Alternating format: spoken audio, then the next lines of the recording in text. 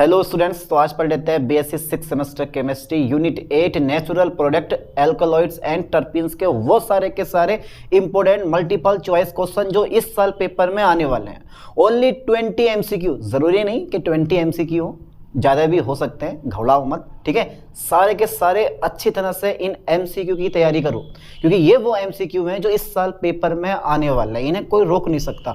और इनमें कुछ क्वेश्चन तो ऐसे हैं जो इस साल जो पेपर हुए हैं वो उनमें से भी मैंने कुछ क्वेश्चन इंक्लूड करे हैं। आप उन क्वेश्चन को देखना, मैं बताऊंगा कौन से क्वेश्चन आए हुए हैं, कैसे क्वेश्चन आए हुए हैं। चलिए साहब, मैं स्टार्ट कर देता हूँ। यूनिट 8 है एल्कलॉइड्स एंड टर्पीन्स। हालांकि इससे पहले नेचुरल प्रोडक्ट भी लगा हुआ है, लेकिन कोई दिक्कत नहीं है, आप एल्कलॉइड्स एंड टर्पीन्स के नाम से ही इस यूनिट को याद करो, ठीक है। चलिए साहब, निम्नलिखित में से कौन सा सिस्टर टर्पेनाइड्स है? सिस्टर टर्पेनाइड्स है, ये क्वेश्चन पेपर में आ चुका है इस साल। जो राजा महेंद्र प्रताप सिंह स्टेट यूनिवर्सिटी अलीगढ़ के जो एग्जाम हुए हैं उसमें ये वाला क्वेश्चन आया। अब देखो कैसा क्वेश्चन फंसा हुआ है पेपर में, आप खुद से दिमाग लगाओ, क्या ये क्वेश्चन हम कर सकते हैं? ऐसा कोई क्वेश्चन किसी मॉडल में दे नहीं रखा। इसका मतलब ये हुआ कि पूरे का पूरा पेपर एग्जामिनर ने अपने पास से बनाया है। आप सोच सकते हो, आप अपने पास से पेपर बना के दिया है। अपने पास का मतलब ये नहीं कि अपने दिमाग से डाले हैं क्वेश्चन, बुक से बना के दिया है। थ्योरी वाइज जो बुक्स होती है ना, उससे बना के उसने पेपर दिया है। चलिए साहब, निम्नलिखित में से कौन सा सिस्टर टर्पेनाइड्स है? आप देख लो इन क्वेश्चन को, क्योंकि ये वो क्वेश्चन है जो इस साल पेपर में आने वाले हैं। आंधी टले तूफान टले पर ये क्वेश्चन ना टले। चलिए साहब, पहला क्वेश्चन है निम्नलिखित में से कौन सा सिस्टर टर्पेनाइड्स है? तो जरा ध्यान देना है।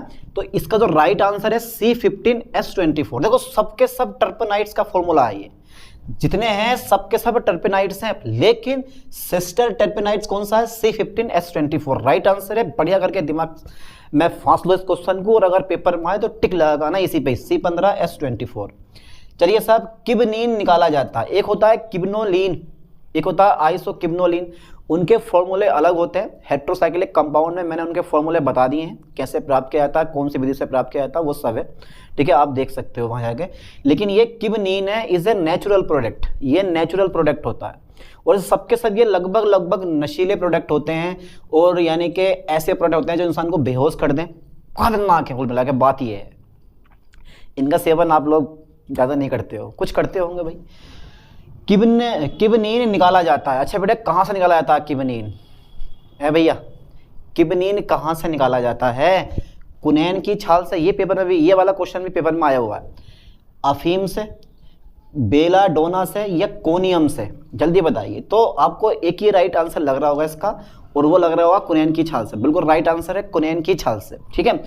किबनीन का अणुसूत्र है, जरा दिमाग लगा बताओ बेटे, किबनीन का अणुसूत्र कौन सा होगा इनमें से? C20H24N2O2। अब जिसने थ्योरी पढ़ी होगी, जिसको फॉर्मूला याद होगा, तो वो तो लगा देगा। जिसने एक बार भी फॉर्मूला देखा होगा ना कि यार किबनीन का फॉर्मूला ये होता है, तो उसे राइट आंसर पता होगा कि यार ये वाला होगा, या ये वाला होगा, या ये वाला होगा, ये वाला। क्योंकि यहाँ पे तुक्का भिड़ जाता है, क्योंकि हम किसी चीज़ को एक बार पढ़ लेते हैं तो वो हमारे दिमाग में लगभग सेव रहती है। अगर सेव ना भी रही हो तो दिमाग में पता होता है कि यार ये हो सकता है, हमारा वो अंदाजा होता है। इसीलिए तो थ्योरी पढ़नी बहुत ज़रूरी है। थ्योरी जिस बंदे ने पढ़ रखी है उसके लिए कहीं से भी कोई से भी एमसीक्यू दे दे। एमसीक्यू कहाँ से आते हैं? थ्योरी से तो आते हैं, कहीं अपने पास थोड़ी देगा एमसीक्यू उठा के। तो किबनीन का अणुसूत्र क्या होगा, जरा बताओ बेटा, क्या होगा किबनीन का अणुसूत्र? ठीक है, तो ये C20H24N2O2 ये किबनीन का अणुसूत्र होता है। बढ़िया करके याद करो इसको, ठीक है। चलिए साहब, नेक्स्ट क्वेश्चन देखते हैं। निकोटीन का रासायनिक सूत्र क्या होगा? भैया निकोटीन आ गया, ये बहुत ही इंपॉर्टेंट टॉपिक। ये जो निकोटीन है ना, निकोटीन के 2 या 3 क्वेश्चन तो इस साल फंसने वाले हैं। आप कुछ भी कर लो, कैसे भी कर लो, आप पेपर में देख लेना, चाहे किसी भी यूनिवर्सिटी से आप पढ़ रहे हो, आप इस क्वेश्चन को देख लेना, निकोटीन का रासायनिक सूत्र क्या है।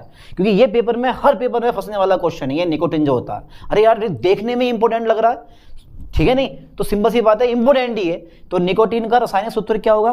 C10H14N2, ठीक है, लाइन पे ध्यान देना बेटे, C10H14N2। आप 4 ऑप्शन है, चारों के चारों सही। देखो ये फॉर्मूला सुक्रोज का होता है। C6H12O2 जो होता है ये शर्करा का होता है, इसका मुझे भी नहीं पता। C8H10N4 का। C10H14N2 ये किसका फॉर्मूला तुम्हारे पास? निकोटीन का होता है, ठीक है। ये ध्यान देना इस क्वेश्चन पे, बहुत जरूरी क्वेश्चन है यार। ये क्वेश्चन तो तुम दिमाग में फांस लो कि निकोटीन का सूत्र C10H14N2 होता है।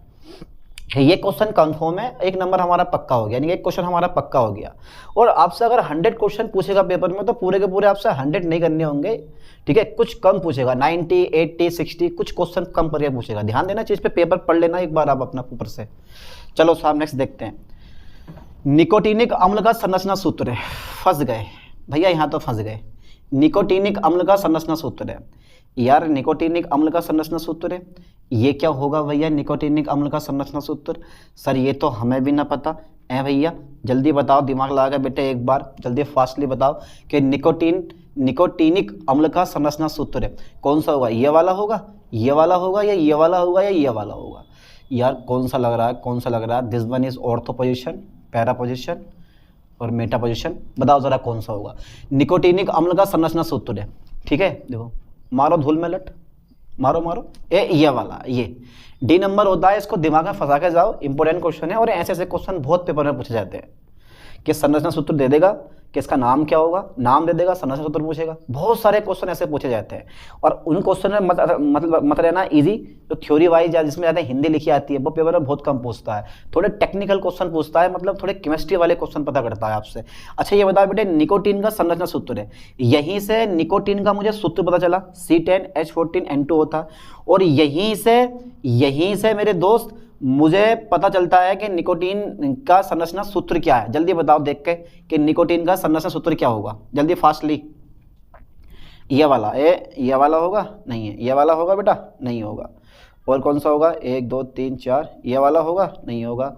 ये वाला? नहीं। अबे यार ये वाला, इसमें बॉन्ड यहाँ बना हुआ है, इसमें बॉन्ड यहाँ बना हुआ है, तो राइट आंसर हमारा ये वाला ए नंबर है, ठीक है। तो निकोटीन का संरचना सूत्र मेरे पास क्या है बेटा? पहला नंबर जो है ना ये वाला, ये क्या है? ये निकोटीन का संरचना सूत्र है। इस पर दिमाग लगा लो बढ़िया करके कि निकोटीन का संरचना सूत्र है ये वाला, ठीक है। ये क्या है? निकोटीन का संरचना सूत्र है। देखते हैं क्या ये फॉर्मूला बिल्कुल राइट बैठता है। अगर ये फॉर्मूला बिल्कुल राइट है, ये वाला फॉर्मूला, तो इसी के अकॉर्डिंग इसने संरचना बनाई होगी। चलो एक बार चेक कर लेते हैं। 1 carbon, 2 carbon, 3 carbon, 4 carbon, 5 carbon, ठीक है। 6 कार्बन, 7 कार्बन, 8 कार्बन, 9 कार्बन और एक 10 कार्बन, 10 कार्बन पूरे बैठ रहे हैं। इसका मतलब है राइट आंसर हमारा यही है, आगे सोचने की जरूरत ही नहीं है, क्योंकि 10 के 10 कार्बन हमारे बैठ गए। इधर 8 है, इधर 12 है, इधर 6 है, तो मतलब ये तो गलत हो गया, ठीक है। चलिए साहब, ये बिल्कुल राइट हमारा आंसर होगा। चलो आगे देखते हैं। तंबाकू में पाया जाता है, तंबाकू में पाया जाता है बेटा, तंबाकू में कौन सा नशीला पदार्थ पाया जाता है? प्यार लोग खाते हैं, तंबाकू का यूज़ करते हैं लोग, हुक्के में बहुत यूज़ करते हैं भाई। हुक्का तो पीते होगे, बहुत सारे लोग हुक्का पीते हैं। पुराने ज़माने में हुक्का चलता था, अब तो भैया नए नए से नए फ्लेवर वाला हुक्का आ गया, धुएं निकालने वाला हुक्का आ गया अब तो। तंबाकू में पाया जाता है कोकीन, निकोटीन, अफीम या कैटेसिन। जल्दी बताओ बेटे क्या पाया जाता है तंबाकू में? क्या पाया जाता है बताइए। तो एक ही आंसर है इसका राइट आंसर। देखो सब में चल रहा है, निकोटीन कम चल रहा है, निकोटीन का संरचना सूत्र चल रहा है, निकोटीन का सूत्र चल रहा है, तो सिंपल सी बात है, इसका भी राइट आंसर क्या होगा मेरे पास? निकोटीन होगा। तंबाकू में निकोटीन पाया जाता है। एक क्वेश्चन आपसे पता कर सकता है कि भाई ये बताइए सर आप कि अगर निकोटीन जो होता है ना, निकोटीन की मात्रा शरीर में क्या करती है? निकोटीन हमारी बॉडी में गया तो रिएक्ट करना स्टार्ट कर देगा। अब जब उसका रिएक्शन स्टार्ट होगी तो हो सकता है कि हमारा जो हार्ट होता है ना, जो दिल होता है, दिल की धड़कन बढ़ जाए, ठीक है, ब्लड प्रेशर बढ़ जाए। जिस तरह से जब आप एक किसी खूबसूरत लड़की को देखते हो ना तो उससे प्यार हो जाता है, और अगले दिन वही लड़की अगर मेकअप बिना मेकअप के मिल जाए आपको मार्केट में तो कहोगे अरे यार ये थी लड़की, तो वहाँ कोई प्यार श्यार नहीं होता, ठीक है। तो दिल की धड़कन बढ़ा देता है ये निकोटीन जो होता है। बढ़वानी है किसी को दिल की धड़कन, भैया निकोटीन का यूज़ कर लेना अगर बढ़ानी हो तो।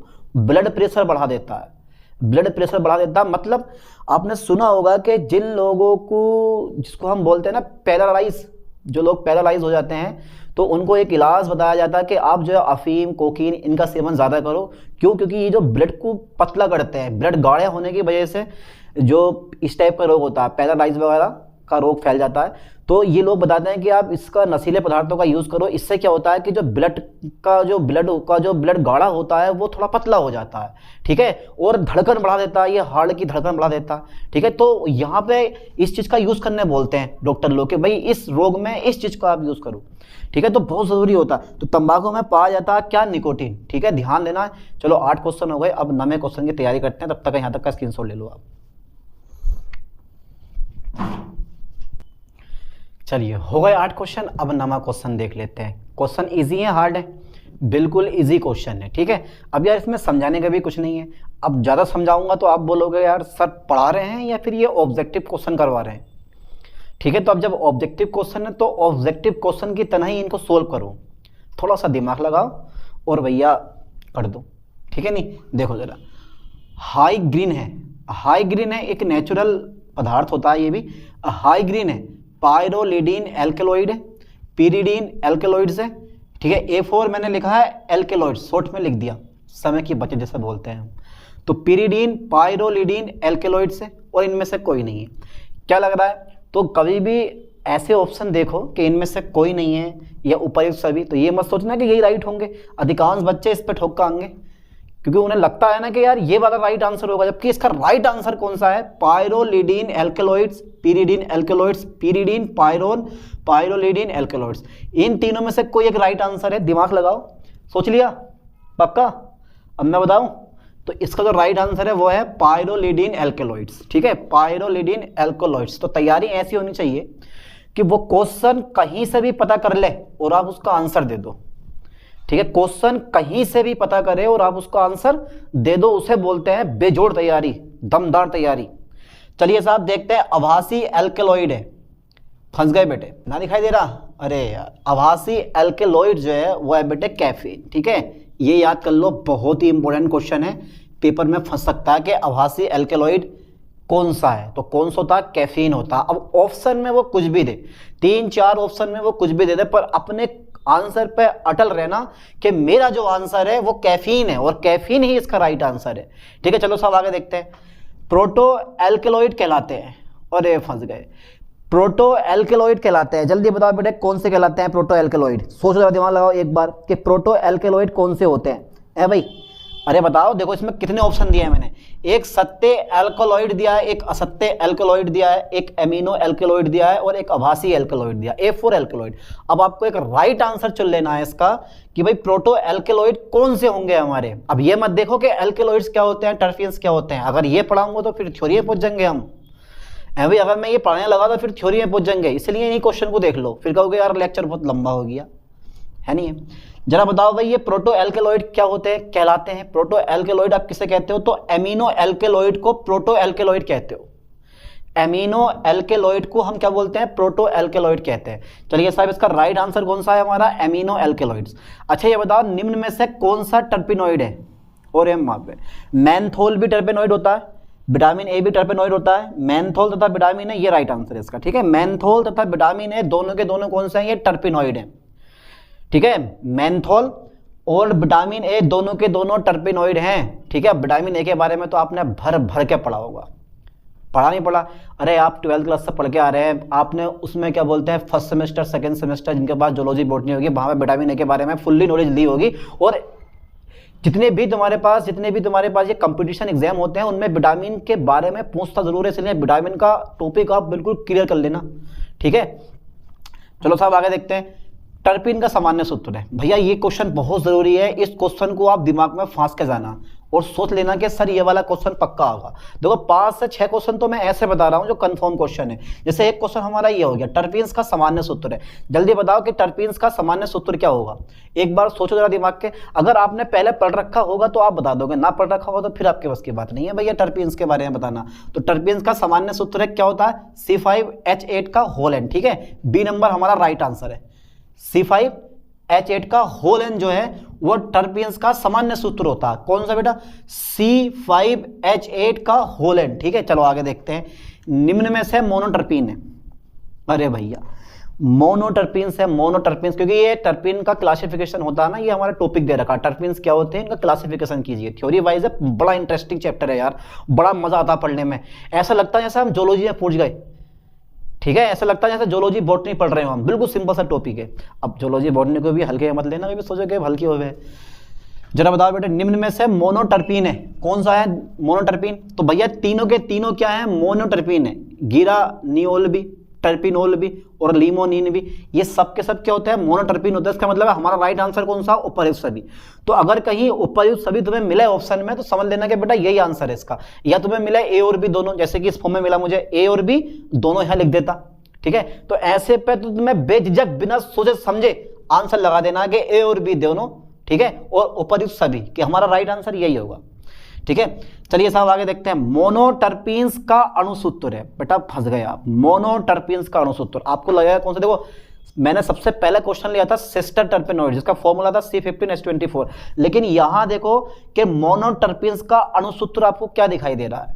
4 ऑप्शन दिखाई दे रहे हैं सर, हमें तो चारों की चारों सही लग रहे हैं, ये दिखाई दे रहा है, लेकिन इनमें से कोई एक राइट आंसर है, वो आपको चुनना है। चुनो चुनो चुनो, करो करो करो करो, बताओ मोनोटर्पीन्स का अणुसूत्र कौन सा होगा? C10H16। ठीक है, ये होता है मोनोटर्पीन का सूत्र। ये वो इंपोर्टेंट क्वेश्चन करवा रहा हूं जो इस साल पेपर में आने वाले हैं, चाहे आप किसी भी यूनिवर्सिटी से आप पढ़ाई कर रहे हो। ठीक है, तो इन्हीं क्वेश्चन को आप ऐसे करके प्रिपेयर करो जैसे मान लो यही क्वेश्चन हमारे पेपर में आएंगे इस साल। ठीक है, चलो साहब आगे देखते हैं। अभी टर्पिनोइड होते हैं, चलिए साहब टर्पिनोइड क्या होते हैं? टर्पिनोइड भी टर्पीन्स होते हैं, पर कौन से टर्पीन्स होते हैं ये बात दिमाग में फंसानी है आपको। क्या नाइट्रोजन युक्त टर्पीन्स होते हैं, क्या सल्फर युक्त टर्पीन्स होते हैं, या फिर ऑक्सीजन युक्त टर्पीन्स होते हैं, या फिर उपर्युक्त सभी? अब यार इसमें सर उपर्युक्त सभी आ गया, इसका मतलब है कि ये सबके सब होते होंगे, यही तो था हमारा ऊपर वाला ऑप्शन में। लेकिन यार इसमें थोड़ा सा ऑप्शन चेंज कर दिए हैं कि टर्पिनोइड्स होते हैं नाइट्रोजन युक्त टर्पीन्स, तो तुम्हारा आंसर राइट ये होगा। तुम्हें लग कौन सा लगा तुम्हारे दिमाग में? ये वाला क्वेश्चन, यानी कि इस क्वेश्चन का आंसर आपको सही ये लग रहा होगा, लेकिन रियलिटी में ये नहीं होता भैया। ऑक्सीजन युक्त ऑक्सीजन युक्त टर्पीन्स जो होते हैं वो टर्पिनाइड्स होते हैं। लाइन पे ध्यान देना, इस क्वेश्चन पे टिक लगाओ C नंबर पे। ठीक है, कि टर्पिनोइड क्या होते हैं? कि ऑक्सीजन युक्त टर्पीन्स ही हमारे टर्पिनोइड कहलाते हैं। ठीक है, हो जाएगा ना कवर? कितने क्वेश्चन हो गए? तो भैया मोस्टली इंपोर्टेंट क्वेश्चन आभासी एल्कलॉइड्स होते हैं, कैफीन होता है। ठीक है, टर्पीन्स का सामान्य सूत्र कितना होता है? टर्पीन्स का सामान्य सूत्र C5H8 का होल होता है। ज्यादा क्वेश्चन नहीं, आपसे पर चैप्टर 7 से 8 क्वेश्चन पूछेगा। ठीक है, अगर 75-76 क्वेश्चन आता है तो 7 से 8 क्वेश्चन पता कर लेगा आपसे पर चैप्टर बाई चैप्टर। ठीक है, और अगर 100 क्वेश्चन पूछता तो 10 या 11 क्वेश्चन, 12-12 क्वेश्चन तो मिनिमम मांगे चलो आप। ठीक है, उसमें से कुछ कम करने होते हैं, ऐसे नहीं कि 100 क्वेश्चन दिए हैं तो 100 के 100 करने होंगे। आपको छूट मिलेगी यार, टेंशन मत लो। आप कब लगभग 80 या 60 या फिर कुछ क्वेश्चन आपको करने पड़ेंगे, इतने लगा लो। अब इतने क्वेश्चन भी यार ना हो तो पढ़ना बेकार है, छोड़ दो पढ़ाई, ऐसी पढ़ाई का कोई फायदा नहीं है कि 100 में से 60 क्वेश्चन करने पड़ रहे हैं और 60 में से भी तुम्हें 30 क्वेश्चन नहीं आ रहे हैं, तो पढ़ा क्या तुमने? वो भी ऑब्जेक्टिव क्वेश्चन है भाई, सोचने वाली बात है। चलिए साहब देखते हैं टर्पिनोइड होते हैं क्या होते हैं? ऑक्सीजन युक्त टर्पीन्स। बहुत बढ़िया, चलिए साहब यहाँ तक का स्क्रीनशॉट लें, इसके बाद 4-5 क्वेश्चन और करवाता हूँ मैं।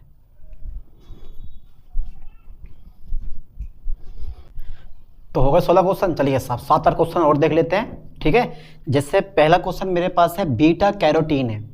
बीटा कैरोटीन बताओ जरा। देखो कैरोटीन का मतलब तो आपको पता होना चाहिए कि जो हमारे बाल वगैरह होते हैं, ठीक है, एक प्रोटीन होती है ना, कैरोटीन का नाम सुना होगा आपने, कैरोटीन। तो ये अलग है, वो अलग है, ये है बीटा कैरोटीन है।